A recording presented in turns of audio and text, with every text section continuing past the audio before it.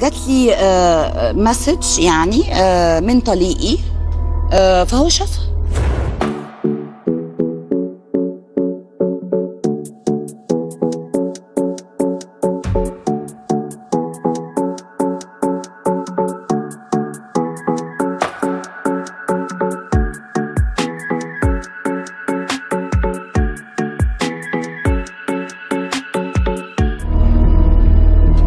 لا تعليق.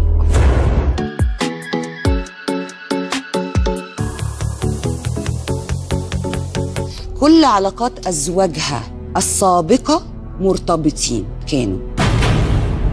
يعني الزوج اللي قبل أستاذ أحمد سعد كان متجوز وطلق بسبب سمية، واللي قبليه